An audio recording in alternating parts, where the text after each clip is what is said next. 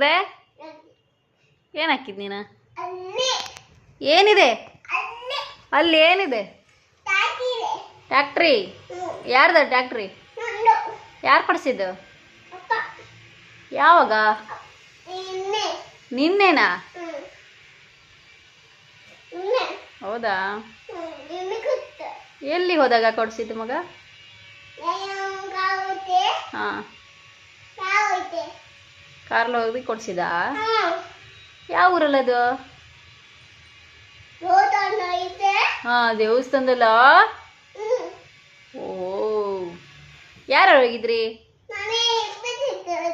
ಇಬ್ಬರು ಹೋಗಿದ್ದಾ? ಯಾರ್ಯಾರು? ಹಾಂ ಹಾಂ, ಹೌದಾ? ಹಾಂ,